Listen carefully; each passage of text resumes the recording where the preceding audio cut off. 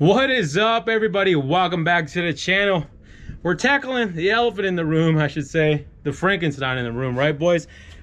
Frankenstein, look, we got it up in the air.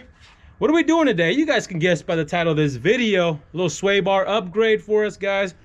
We do have a UMI on here, by the way, but UMI has something even better they came out with, something a little bit more, I guess you could say, adjustable and also better for handling and just cornering in general versus just the standard sway bar. But the Frankenstein, there's a lot of a little. There's a punch list I gotta really do to kind of get this thing road worthy, and a couple of them involve emergency brake cable. With it being a manual, I noticed how important that emergency brake is. So we don't have one on there yet, so the car will roll around and stuff like that if it's not in gear. But we got a wheelwood kit, as a matter of fact, but I am missing the stock piece. So the stock piece has to go right there. You guys know kind of where it goes, but the stock piece, you got the one cable that comes down and it's got to hook up to the rest of the kit. Wheelwood doesn't tell you need to use that, but of course we don't have one, so we got to order one. But in the meantime, we're gonna go ahead and upgrade the sway bar here as well, because, well, like I said, you already know, guys, we're little kids. When something new comes out, we want it, right? We want the newest, the biggest, the baddest, the newest thing out.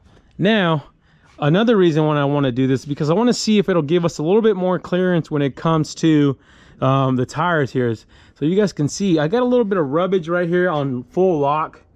It's rubbing on the sway bar right here. Now, obviously, this is a really good sway bar, guys, but it's not adjustable. It's not, you know, built for really the track or even autocross, because I want to take this thing to the autocross course a couple times as soon as we get this thing dialed in, just to see where we're at. But let's go ahead and open this new one up here. Big shout out to UMI, by the way, guys. If you guys are interested in this one here, I'm gonna give you guys the part number right there, boys. There it is. I will try to put a link down in the description below, but big shout out to UMI for sending us this, because it's hard to get parts right now, boys. With the old Captain COVID going on, it is really hard to get parts.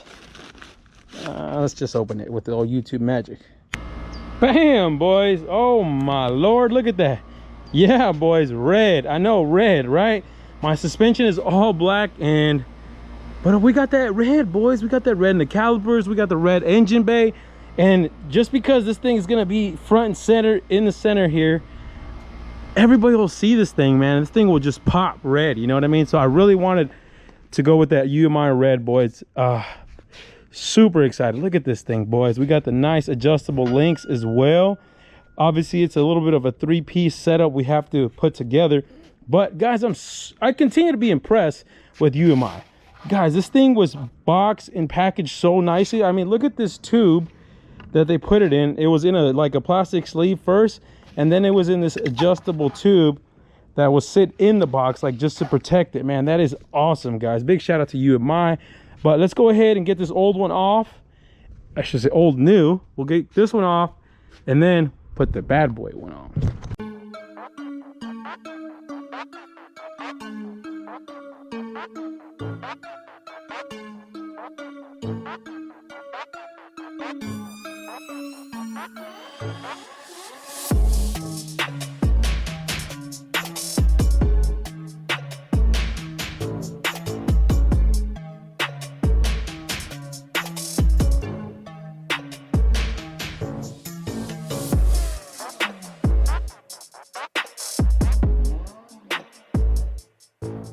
All right, boys, we went ahead and came inside for a little bit because it is hot out there. We went ahead and pre-assembled the bar. Definitely got a few steps to do. You got to make sure you guys got these end links on the side here. These need to be properly aligned by the spline, so you guys want to make sure you put both of those on and set it down on the floor on a level surface and make sure they're nice and even on both sides. Also went ahead and threw our clamps on here. You're gonna have to put a little bit of grease in there, boys. Make sure you guys use some like polyurethane grease or something like that, and just put it in between the bar and the bushing. And then you also got your clamp here. This is gonna be like a stop clamp. So once you position this in on the car, you'll put this right next to it, so that way nothing moves and that bar doesn't have anywhere to go. So these will lock that bar in place, so make sure you guys do that. And then once we get this on the car, anything that's about, I want to say it's a 3/8 bolt, they'll all be torqued down to 35 foot-pounds of torque, boys. So make sure you do that. And then we got our end links here. These, what I'll probably do is I'll end up putting these on the A-arms first and then on the bar itself, and then we'll adjust as we need to. But let's go ahead and see if we can get that on the car now that we got it all nice and pre-assembled. There she is, boys. There she is. All locked in and ready to go. Well, I should say locked in, but we got to torque everything down still. But you guys did not need to see me put this thing on, man. You guys don't need to see me struggle, try to put 4 bolts in that link. But there it is, boys. It's not so hard. You guys already know. If you guys took the old one off, it shouldn't be too bad. Remember, you're using that block from UMI to adapt this bad boy there. And then make sure you guys' links is adjusted accordingly. You might have to play with them a little bit and make sure you got this thing nice and even. But before you do that, I would try to leave everything loose. Try to leave everything loose, including these bolts here that allow the sway bar to go back and forth for adjustment. Not to mention, you want to make sure you try to get this bar as centered as possible.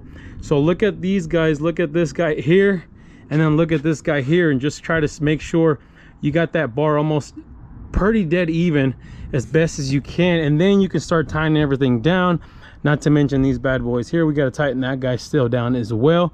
But my favorite part about this, boys, is that it has this 3 adjustment right there. That was the biggest thing here, that we can go from just like a casual ride to just straight track, boys.